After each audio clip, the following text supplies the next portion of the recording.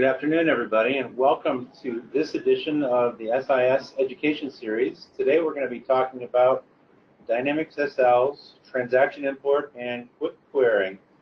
Thank you, everybody, for coming and attending our webinar today. Before we get started, I'd like to introduce SIS, for those of you who are not familiar with us. Founded in 1996, our headquarters are just outside of Atlanta in Duluth, Georgia. Our mission is to provide the business solutions that help project and service-driven companies unify business processes and applications across the enterprise, delivering better visibility and efficiency using Microsoft Dynamics products. We focus on construction, engineering, contractors, oil and gas, energy, really any project or service-based company. We have a variety of products that work very well, and all of our consultants are familiar in these spaces. The services that you can get from SIS, we do full circle, so we can help do your current state assessment. We can help you come up with requirements on any new software applications or customizations and do fit gap analysis. In addition to that, we can do custom application development and design.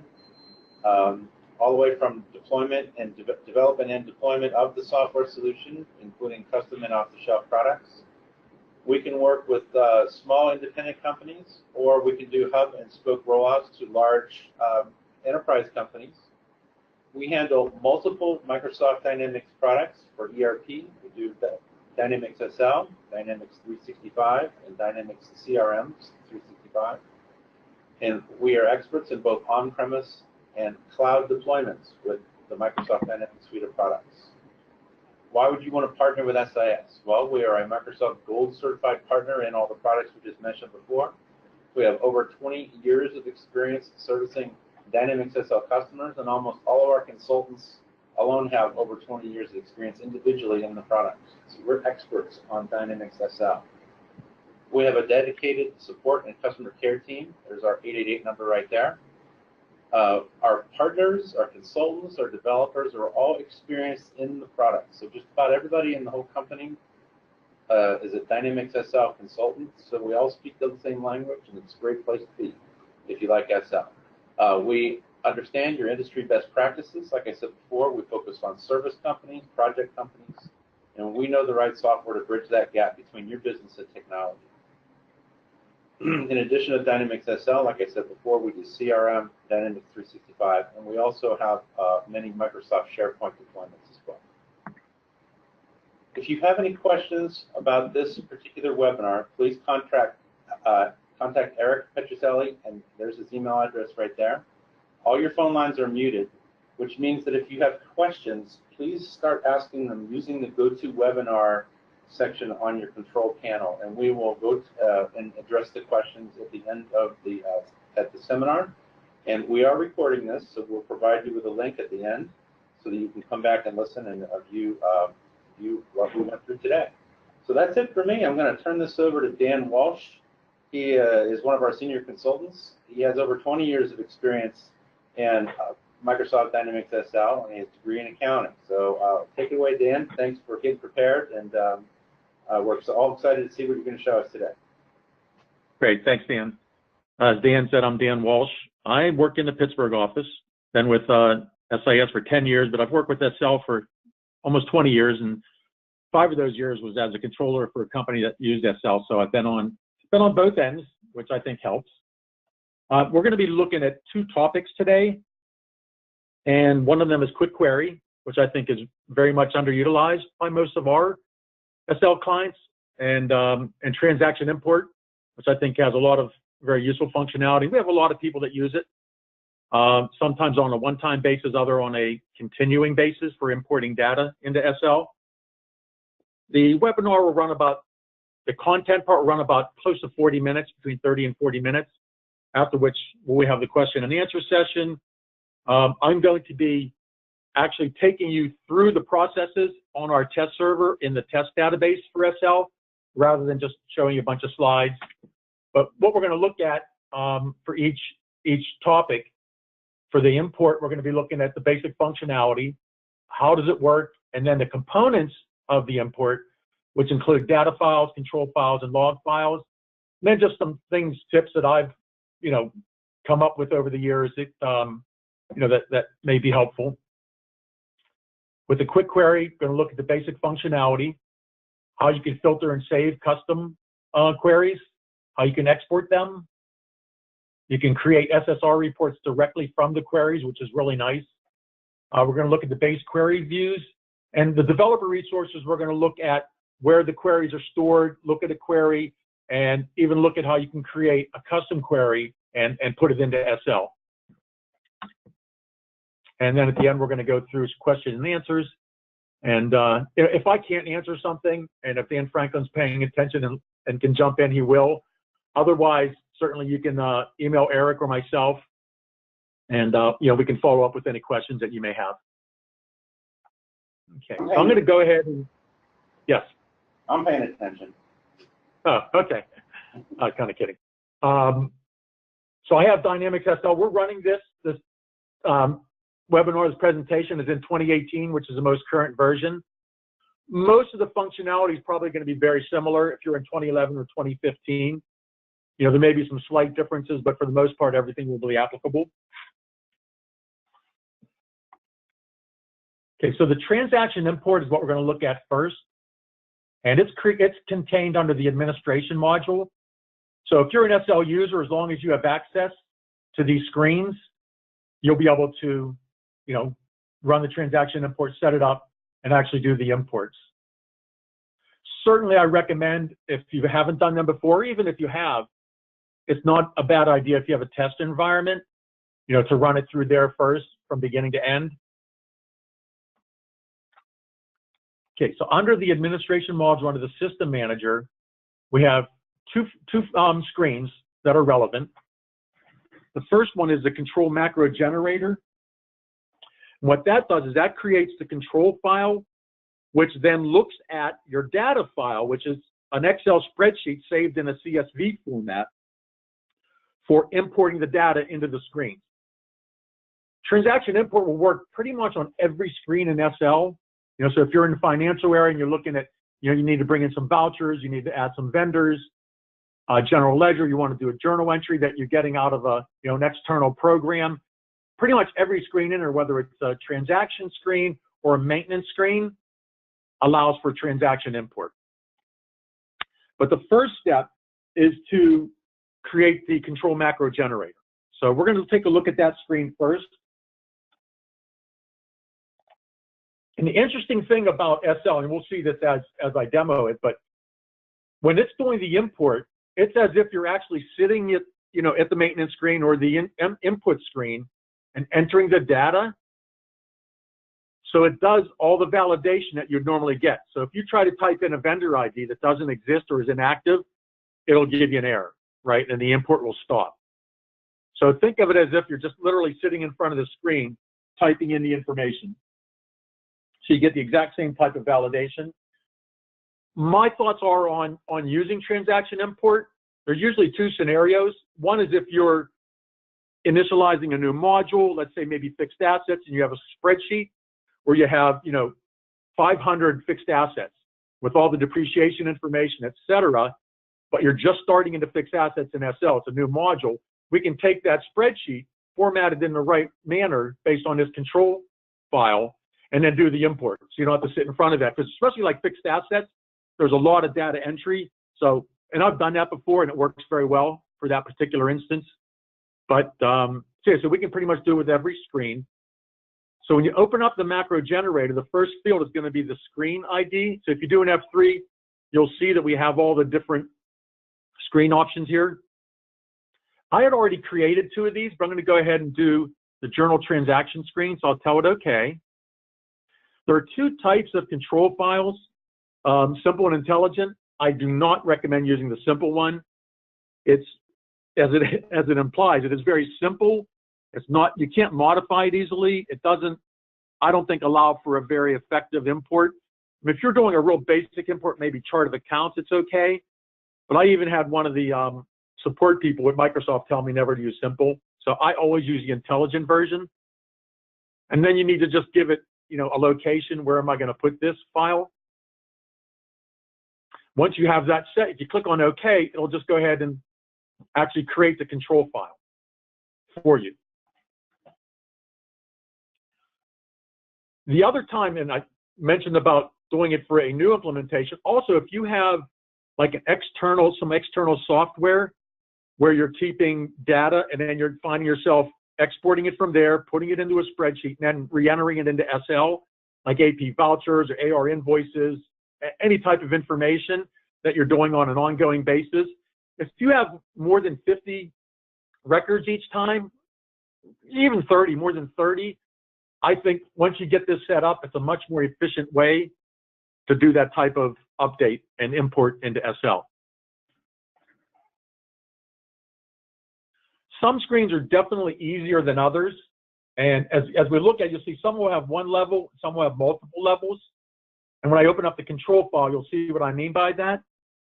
But for the most part, all the imports, and I've done dozens and dozens of imports over the years, the only one that's ever really given me trouble, just so you know, if you ever get into this one, is purchase orders.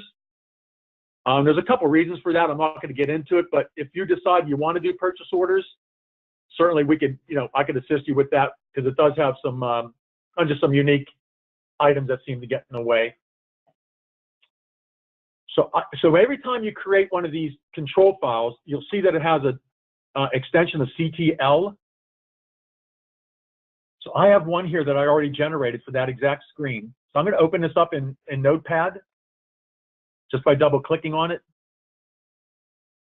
So if you look at this, it looks a little bit odd at first, but I think once we go on through it, you'll see that it's pretty straightforward. Typically, there's going to be one, probably two levels. Like if it's a chart of accounts, you only have one level because if you look at the chart of accounts screen, there's literally just, it's a grid, right? But like the journal entry screen, you have a batch level at the top, and then you have the detail level. And at the very beginning of the control file, it'll tell you the different levels. And that's really important when you go ahead and set up your data file. And then when you get down into here, for each level, so this is where level 0 starts, it's going to show you the batch number, the journal type, the batch type, the period of post. So those are all the fields that you would see when you're in the journal entry screen. So the control file, and it'll also include any custom fields that you have on there. They'll also be included. So you can see up here, we have, the batch number, the period of post, the ledger type, all the control totals. The same things are going to be listed here.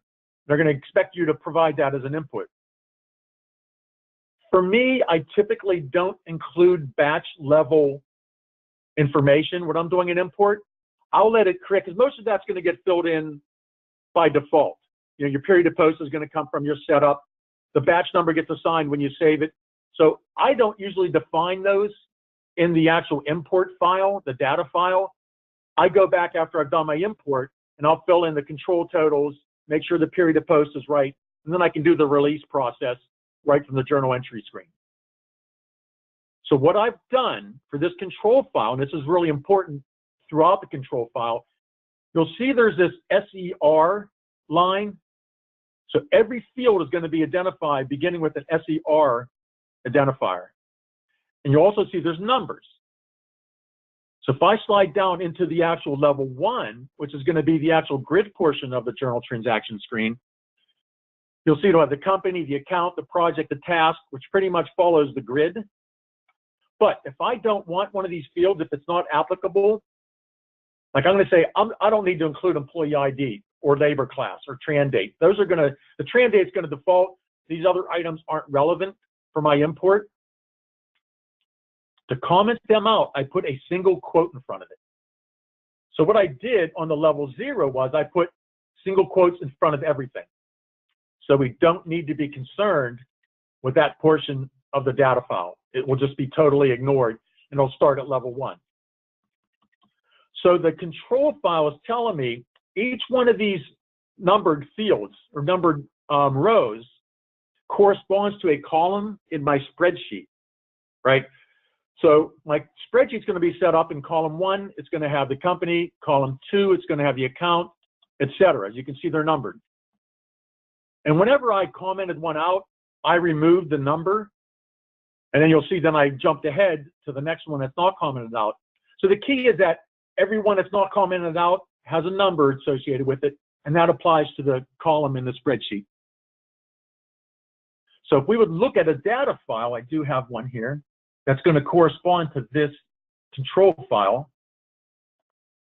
Once again, I can open it up also in Notepad. It's a CSV file. I typically, if you see, I change the extension on this to DTA.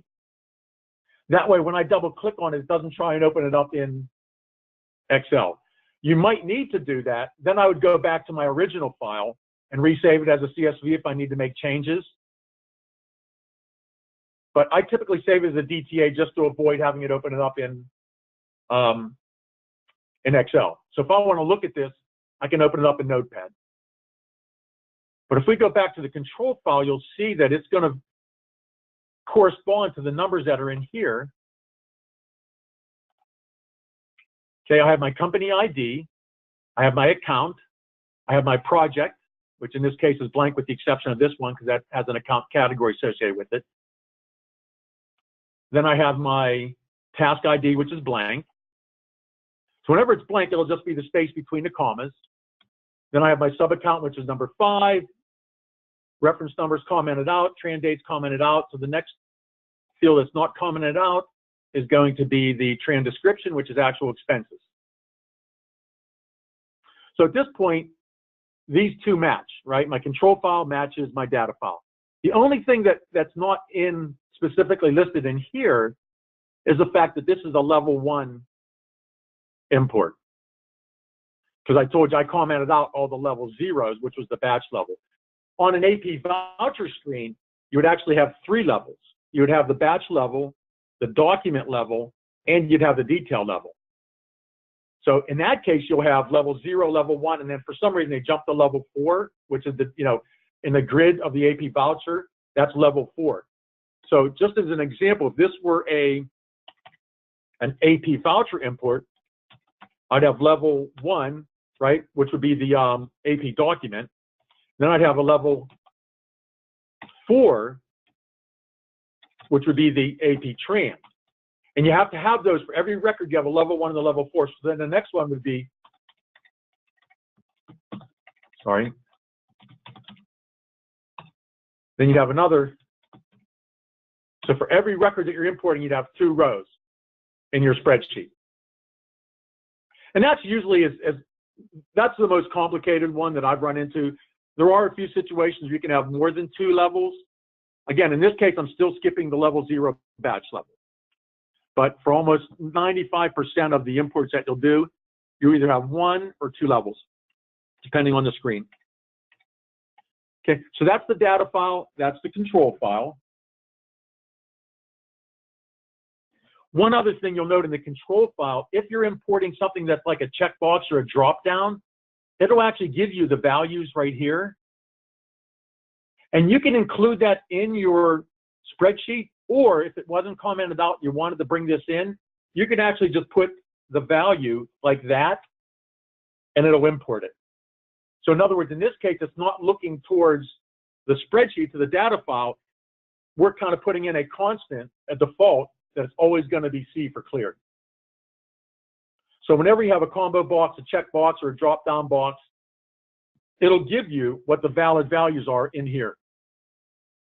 I think there was another one in here that it had the same thing, but yeah, like up here it's telling you on for checked, off for unchecked. You could actually put those values in there instead of having them come from the data file. So the 2 main components of the import are the control file and the data file.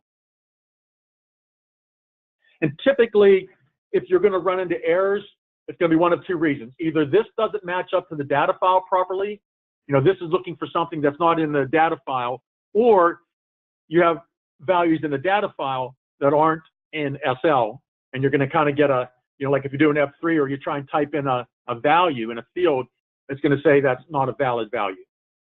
Okay. Save. Okay, so then once you're ready for that, you can actually, once you have both of those completed, you can actually do the import. Under administration, long as you have access to it. There's a transaction import. And one thing that I've done, if you're going to be running an import over and over, just like you can report files, you can actually create a template, which I did for this one. So I created the GL import template, which is really nice. I mean, if you're doing one over and over, you definitely want to create and save a template. And then you just click on paste. So it's going to go out and it's going to look for the data file, which is the first field here. And it's an F3 field. So I can go ahead and F3 there. Then it's going to want to know the screen. Same thing, F3, journal transaction screen. It's going to want to know the control file, F3, find the control file. Typically, I'm going to throw them into a folder somewhere. In this case, I just left them on my desktop. Oops. Overwrote that. And then there's always going to be an output log file where it's going to list any errors that you have. You can run it minimized. If you leave that checked, the screen itself will pop up, but then it'll get minimized. If you uncheck that, the journal transaction screen will literally stay up on your desk, on your monitor, and you'll see it, you know, putting all the information in, which can be kind of annoying. I almost typically always run it minimized. I don't see any value to watching it. The other important part is to look at options. You have 3 options. I recommend always doing it first in edit only mode. Once you go through that and have cleared out any errors, I always then run an update after successful edit. I don't like the combine because then it might do a partial import and I'm never comfortable with that.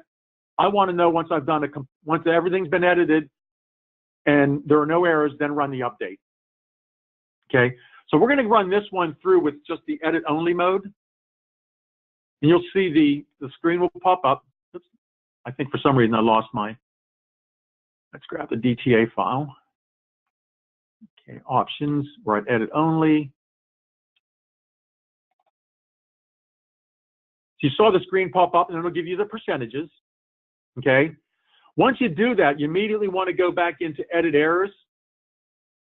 And I always just say, if you go to the bottom of this log file,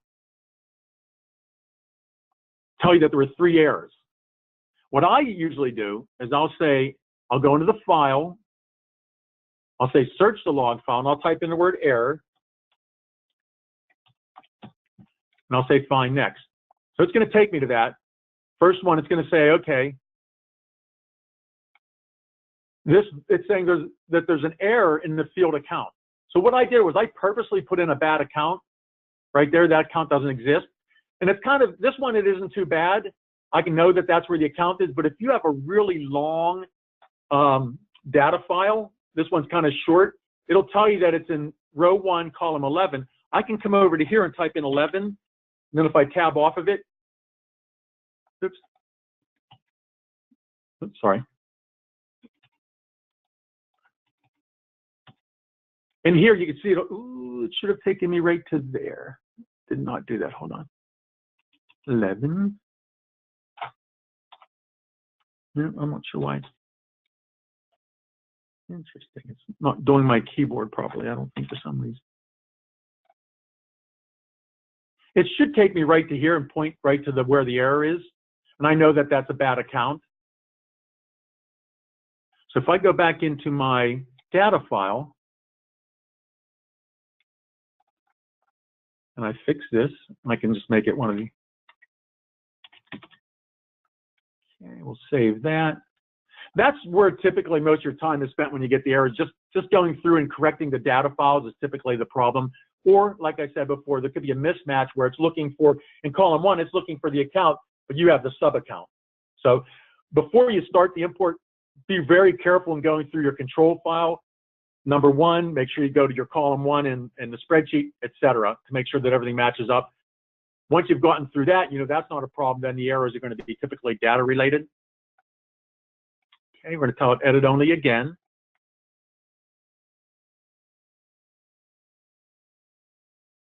Okay, edit errors. Okay, now it's saying 0 errors. So I should be able to now run the update after a successful edit. Just as a little note, and it happened to me just 3 or 4 weeks ago with the client. There are times, even though you get a successful edit, where you'll still get an unsuccessful update after successful edit, and it'll still give you an error. Okay, in this case, I'm certainly hoping that it won't. So I'm going to go ahead and tell it at this point, go ahead and do the import.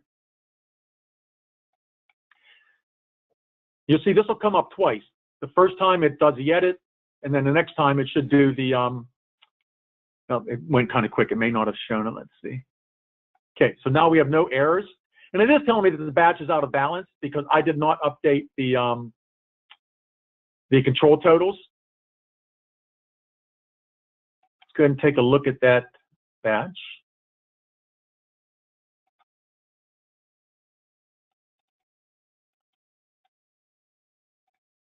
Okay, there's my batch. So then I would just have to put in my control total and then release the batch. But as you can see, I mean, it's a lot quicker once you have everything designed and set up, especially if you're doing, you know, ongoing imports. It's a great feature, transaction import. I've done a lot of them. I think it has a lot of good functionality. And it's not, once you get used to doing it, it's not too bad. The key is good control file, good data file, run it and edit first, and then run the edit and update. Oh, one other thing too. You can also, not only can you do inserts, imports, you can also do updates. So there's really, and when you're in your control file, let me open that back up. So in here, oops, I'm sorry, my data file. In the data file, I'm telling it level 1, I can actually put in here a delete, okay? And I have to enclose quotes because there's a comma, so it doesn't think that these are two separate fields. But I can actually do a delete. So this might be a situation where you have a bunch of vendors or there's just a number of different reasons why you'd want to delete information out. Or you have customers that you want to update all of them with maybe a new set of terms or a new class ID. So you can get the vendor ID or the customer ID into a spreadsheet, put in the new class ID or terms or whatever, and then run an update instead of delete. Or if you leave it blank, it's always going to assume insert. But you can also do an update and delete. Those are kind of nice too. So if you have a mass update that you want to perform on, let's say, projects or customers or vendors, you can run the update instead of running the an import insert. And I actually did one of those recently too for a couple different, for one client for 2 different situations. They wanted to run some deletes. A little bit tricky on the delete end of it because again, it's going to apply the same constraints that it would if you're trying to delete it right out of the screen in SL. So if you try and delete a vendor that has activity, it's going to give you the same error, saying I can't delete that. Okay, so that's transaction import. Now we're going to take a look at the quick query. One of the things I really like about quick query is that it gives you a window into your data without having to run reports. Because reports are great. It doesn't replace reports. Like, you know, what's not going to replace a trial balance? But it gives you a lot more control over the data, what you see, how you see it, and also the ability to export it and even to create SSRS reports from it. And then you can save queries that you've made changes to, etc. And it has its own module group. And then under the module group, each functional area has its own set of quick queries.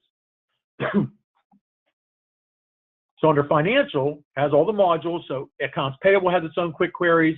Accounts receivable has its own. So it'll list them over here. So we'll just take a look at AP.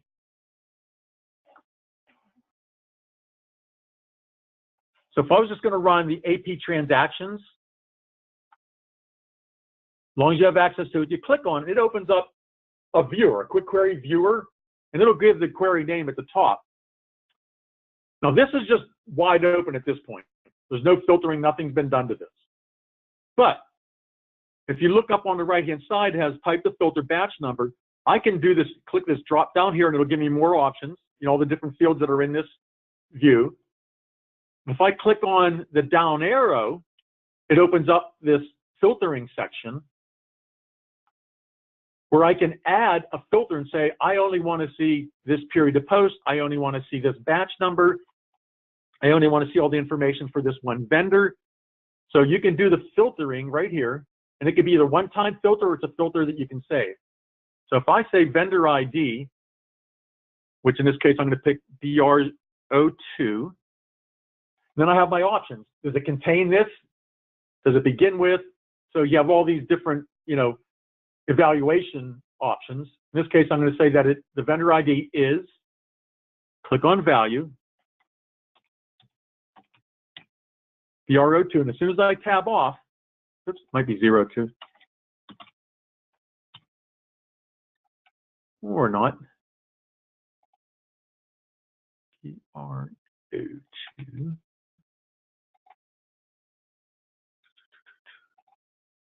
filter. Oh, did I even change it to vendor ID? I thought I did. Vendor ID is,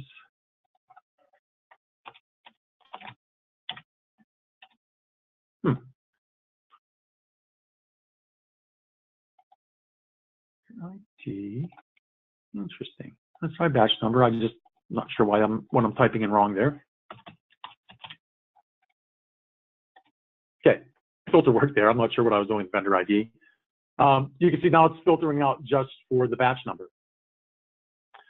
So from this screen, I can do two different things as far as exporting this data. If I click on the Excel drop-down, I can just copy it directly to a table. So what that's going to do is open up an Excel spreadsheet with that information in it. So I can manage it in this spreadsheet. I can save the spreadsheet, do what as I want with it. Another option in here, which is kind of interesting, I don't think it's been used a lot, and I haven't used it a lot myself, but it's a really nice, you can create a connection for the spreadsheet where once the spreadsheet is created and saved, this spreadsheet can be opened up by other SL users without having to go into SL. And actually, the spreadsheet will refresh. So it creates a connection to the view in the database that this query is using. So every time they open it, it automatically, you can set it to automatically refresh. Now, I'm not going to walk through that whole process, but yeah, you can create a spreadsheet in here, and then it uses this connection information. So it connects it to that view, and once you save it, you can save it out like on a shared directory, and other people can look at this query without having to access that or get into SL. They're not SL users. So again, this is an area I don't think people use a lot, but I know that people publish spreadsheets a lot, and a lot of times are spreadsheets that they've pulled out of SL, maybe project data, inventory data, payables data, whatever it is. You can create these dynamic spreadsheets that are linked to that view. So whenever they open them up, and you can also set it to auto refresh in here somewhere under the connections, you can do an auto refresh. Yeah, somewhere here in the properties, I think you can do an auto refresh. Yeah, refreshes connection on opening, right. So really nice features to be able to have these dynamic spreadsheets out there that are linked to the quick queries. One thing I want to make a comment on, one of the differences between the dynamic and the static spreadsheet is the dynamic one does flow through the Dynamics SL security model. And so if you publish a dynamic spreadsheet out for anybody to see, and they don't have access rights to that quick query, the connection that Dan just showed will fail, and they won't be able to see the data. So it's a nice feature that you're not just exposing Dynamics SL data to non-SL users. It does flow through the security model. Okay, Dan. Yeah, I thought this went regardless.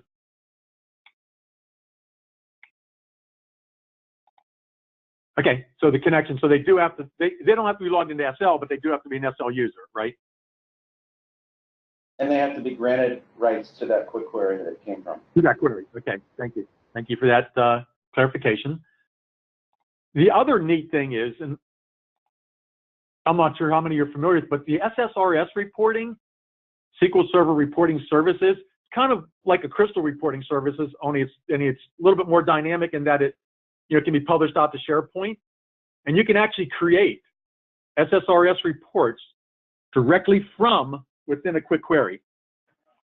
So what I did was I clicked on this button at the top, and it says Generate SSRS Report. Pretty much most of this you're going to just let default.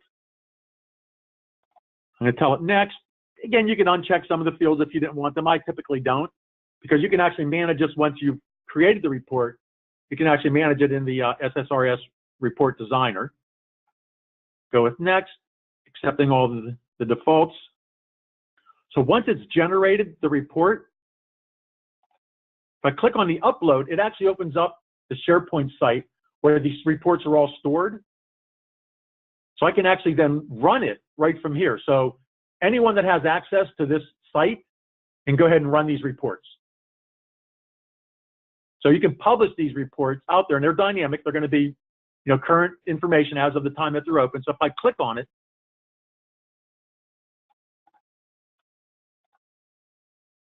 it's going to actually open up that query in a SSRS report format, which is great. I mean, that's gives you a lot more power than what you would have like in a Crystal report from a publishing standpoint.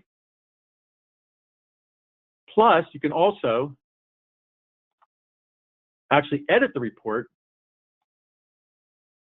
by going into the report builder.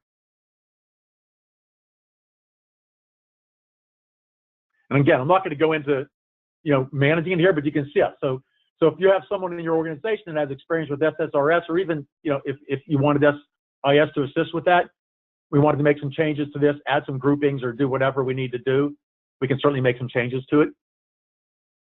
So I think the quick query gives you a lot more flexibility when it comes to manipulating the data, exporting the data, versus running, a standard SL report using the ROI screen. Doesn't totally replace it. It just gives you another option. Another nice feature with this quick query is the ability to change. So you see how we added this batch number filter in here. In the grid, if you click on one of the line items, it'll actually sort it in that order. You can also right-click, go to choose columns, and it brings up this real nice interface for managing the grid that's in this quick query. So you can see right now what is selected. I can use my add or remove buttons or move up and down. If I wanted to move quantity up, if I wanted to take document class out, I can then go over here and add. A lot of times I get people, they want to see who created that batch. So I could add the created user and I can move it up, put it up closer to the batch number. So it gives you a lot of flexibility and manageability for the grid to actually make changes to it, which is something you don't get with a report. Reports are pretty static versus the quick query. So obviously it added the create user and it moved it over to here. I can save this custom filter. And you can see I did a couple of them back here already. I did an HP transactions by batch and by vendor ID. I actually saved it by clicking on the save button. And I gave it a new query name, new view name. Call that one test for activate. I already have others. It defaults to that my filtered. See, you can restrict this, right, to users or groups, who gets to see this custom query. Okay, if I tell that okay, close that, and you have to log out of SL because it needs to regenerate the menu. And you'll see down there it says regenerating. So it should add that to my quick query for accounts payable. Yep, so now we have this test where I can just open that up, and then I can still run my filter on it. I can still say, okay, I want a different batch number, but this is already saved as part of that quick query, so I don't have to recreate it every time. Very powerful way to customize, and a lot of times people will do them at the self level to say, okay, just for me as the user, I only want to see this one. So everybody can have their own individual custom queries. You can also take and create queries from scratch. The queries use views in SL. So in SQL, you really have two types of data elements for a database. You have tables, which most of the data is stored in tables. You also have views, which are, move that out of the way. Views, which are temporary extractions of data. All the quick queries are done by views. You see all these QQs? Those are all the, so if we look at the AP transaction one, I think that's the one I want. If I would say design, it's going to actually show me the select statement, right? So this is what that view is doing. It's grabbing this information from these tables. So for a lot of users, this may not be, something they will get into, but if you have someone in your organization that's, more on the technical side, the IT side, you could certainly work with them. They could create a custom view, custom select statement, and then we could add it to this QV catalog table, which is where all the quick queries are kept. So you can see here, it shows the view name, the base, and then it also shows the updated one, and it gives you the description and then the number. So what I did, I took this table because sometimes it's not real obvious what the views are. I actually added a report to the Dynamics menu for quick queries. I created a section. It didn't add it the way I wanted, but I just threw a report on here that would show you what all the quick queries are. So having to run that SQL statement, this is certainly something I could share with everyone, but it's a report that shows you by module the description of it. And the one that we were looking at was the AP transactions. By vendor ID, test, those are the ones that I created. You can see it shows the custom query and then the base query. And it shows you that I'm the one that created it. So not only do you have the base queries and the ability to customize and save them by user, by group, or for everyone that uses it, as long as they have access to it, access rights, you can also create custom ones. And I did one custom one just to show you what that looks like. If I go back into, I created, and I didn't put on the menu the way I wanted, but I created one called AP Tran Vouchers. And it actually just said, get all the information from the AP Tran table, only for the Tran type vouchers. So this was a custom query that I built with my own view, added it to the menu, and I can run this and I can share it with other people. So quick query is a very powerful way to get a view into your data that you don't get with the standard reports. And I worked with someone about 2 months ago, and this was kind of where I got the idea for this webinar, and they were like, they had no idea that quick query had all this different functionality. And they might even be attending today, but yeah, it's a great tool, and that's why we wanted to do this webinar today. I hope it gave you some insight, both transaction import and in the quick query. Certainly I'm available, SIS is available. You can ask some questions now. You can also email me. No problem with that at all with any questions or comments that you have. Love to hear from you, because I really would like to see more people using both of these. But I think the quick query is one that gives you much more on a daily basis than maybe the transaction import would be. So, okay, so at this point, we're going to turn it over to questions. Yeah, please submit any questions via the GoToWebinar. It's in the bottom of your control panel there. So far, I don't have any questions, so if you have any, please go ahead and get started. While we're waiting on questions, I want to let everybody know that we do have another webinar scheduled coming up on June 5th. We're going to be demonstrating the brand new features of Dynamics SL28 CU2 Cumulative Update 2. This will be presented by Jeff Suan from Microsoft. So please put it on your calendar. June 5, which is I believe it's a Thursday. We usually do these on Thursdays. Dynamics SL 2018 CU2 new features. Okay, so I'm still not seeing any questions, so that tells me that Dan Walsh did a wonderful job and explained everything. Or I confused everybody. No, I really appreciate everyone's attendance. If you do come up with questions, or if you start, working with both of these items, and you need to reach out, have a question, or just need some assistance.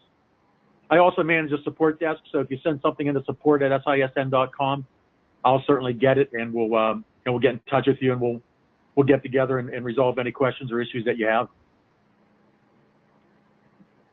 Yes, you can contact Dan at dwalsh, DWALSH, at SISN.